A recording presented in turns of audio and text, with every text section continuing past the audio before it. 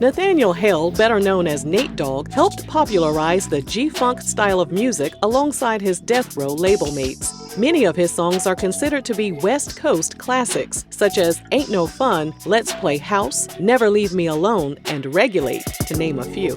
After leaving Death Row Records, he created his own label called Dogg Foundation Records and released his debut solo album in July 1998.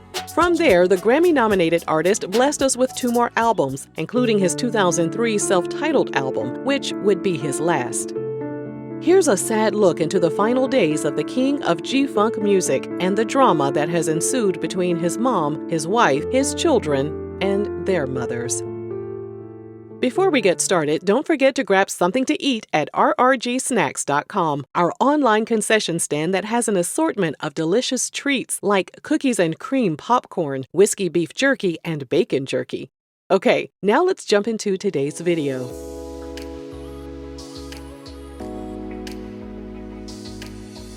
Four years after the release of his 2003 album, an anonymous person hacked into Nate's MySpace account and posted a message claiming the singer had lost his life in a car accident.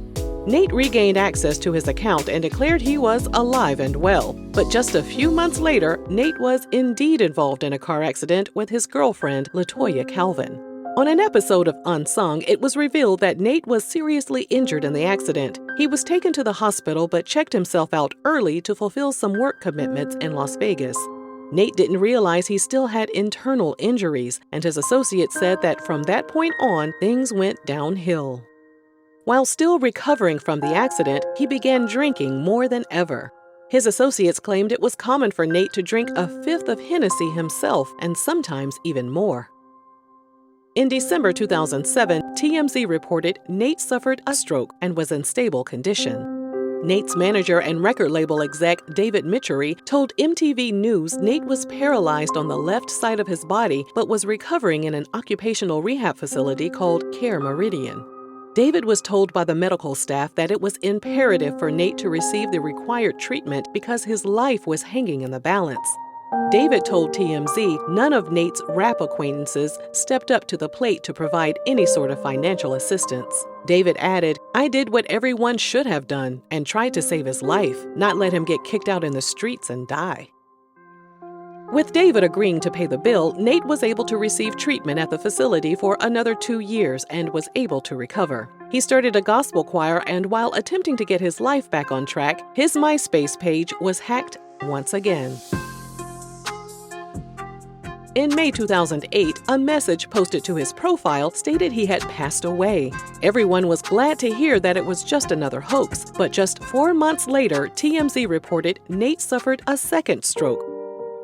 A source told the media outlet Nate had been sedated following the stroke, so it was too early to tell how his body had been affected. But it was later reported he didn't have much mobility from the neck down. He was left partially paralyzed and suffered from partial memory loss. Unfortunately, on March 15, 2011, Nate passed away from complications from his multiple strokes. He was only 41. Remember back on the east side, when all of us brothers used to love to ride. He was laid to rest in Long Beach, and his life was celebrated by many of his famous friends, including Warren G., Snoop Dogg, The Game, DJ Quick, and Mac 10. Snoop Dogg appeared to be taking Nate's passing the hardest. Just weeks after the funeral, he unveiled a tattoo on his left forearm of Nate's face, along with the words, "All dogs go to heaven." According to CBS News, Snoop also set up the Nate Dogg Memorial Trust, with all proceeds going to Nate's family and to cover his memorial expenses. As of this video, all mentions of the trust have been removed from Snoop's website. What many people didn't realize was Nate's estate was drowning in debt. His assets, which included $200,000 in equity on his Pomona home and earnings from his music catalog, was set to be split up between his children. News sources reported Nate had 6 children, but RRG can exclusively confirm through court filings that the artist had 8 children in total, with his youngest 2 being born 1 month apart in 2006. At the time of his passing, Nate didn't have a will. One of his daughters and the mother of one of his sons appointed a lawyer named Alex Borton as the estate's administrator. And that didn't sit right with Nate's widow, LaToya. Even though LaToya filed for divorce in June 2008, just a couple of weeks after she and Nate got married, she was still legally his wife. So she believed she should be appointed administrator of his estate. She also asked that Nate's mom be made co-administrator. And none of that set well with some of Nate's children. His son Nigel stepped forward and blamed LaToya for the 2007 car accident that led to Nate having multiple strokes. He also believes LaToya married his dad when he was mentally incapacitated. His children said LaToya didn't even show up to Nate's funeral, and she and his mom were motivated by money. His daughter Andrine told TMZ that if LaToya and Nate's mom were in charge, his children wouldn't receive a single penny. Months later, in November 2012, LaToya and Nate's mom pulled their requests to be co-administrators to avoid any further conflict with Nate's children, and attorney Alex Borton continued on with his duty as administrator. His goal was to ensure all of Nate's heirs received adequate monetary distributions. But first, they had to pay off Nate's debts. The medical facility that rehabilitated Nate after his 2008 stroke filed a suit against his estate and his manager, David, for unpaid payments. In court docs, the facility claimed David personally guaranteed the payment would be sent, but they never received his check. In February 2012, the facility won a default judgment for a little over $293,000. When asked by TMZ if he had any regrets for taking responsibility for Nate's medical bill, David responded, "Not at all. I would do it again in a minute. I just wish that the people he looked out for all these years and the people who claimed to love him so much would help out." As for how he would contribute to the repayment, David said he owned some of Nate's unreleased music, and he was looking into releasing it to help cover the massive bill. TMZ reached out to several of Nate's friends, but the only person who was available to chat was Warren G. He was asked why he couldn't pitch in to help David with Nate's medical bill. And Warren said if he could, he would. Warren also stated he made several calls to numerous people to see if they could help out with the bill as well. More issues arose in April 2013. A woman named Sharita Williams filed a claim against Nate's estate for unpaid child support for their child that was born in 2006. She was asking his estate to pay her the outstanding balance of just over $339,000. Sharita's request was rejected by the court. And then another woman named Omina Norris requested Nate's estate increase her support payment for her child as well.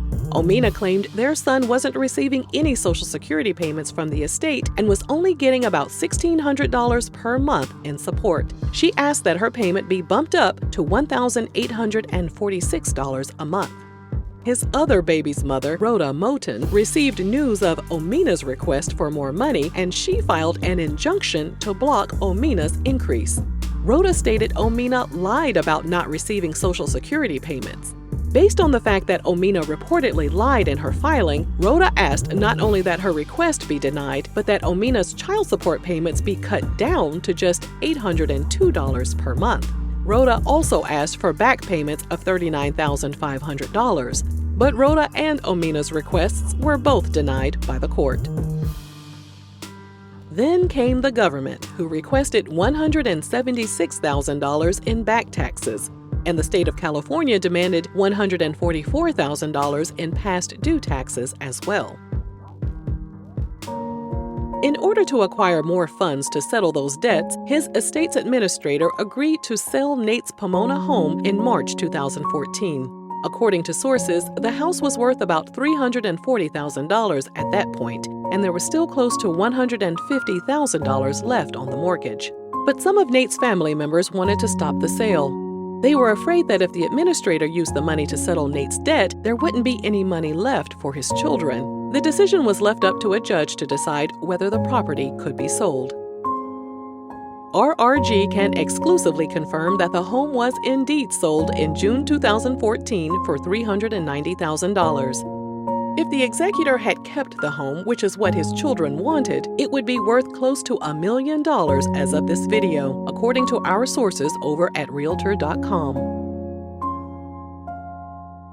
In 2018, Nate's estate continued to accumulate funds from his music and other projects. According to court docs obtained by TMZ, a lump sum of $225,000 from his music catalog was paid to the estate in August 2018 and was divided amongst his loved ones, including his widow LaToya, who received a payment of $30,000.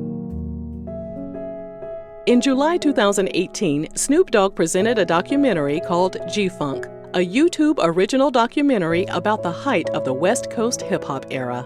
But Nate's son Nigel felt snubbed since none of Nate's family was invited to the premiere of the documentary. In an Instagram post, Nigel said Corrupt of the Dog Pound was the only solid person that was in Nate's life. As for everyone else, Nigel asked them to never speak his father's name and to keep their distance from the family. Speaking on his late father's behalf, Nigel said Nate always felt like he was being used by his industry friends, even as he struggled to recover from his multiple strokes. Nigel ended his message by stating that karma is real. By 2020, all of Nate's debts were settled, and his heirs were able to be compensated from the fruits of his labor. His estate was valued at $2.9 million, with a little over $500,000 of that in cash. The estate distributed a portion of the cash, totaling $250,000, to Nate's widow and his 8 children. Almost a decade after his passing, Nate's burial ground received an update in the form of a brand new headstone which declares him as the king of hooks. The headstone also reads, "It ain't a hit until Nate Dogg spit." Based on court records, it appears that the drama between Nate's heirs has subsided for the most part. And we're glad that he was able to make such a lasting impression on the world of music that his contributions will financially assist his loved ones for many years to come.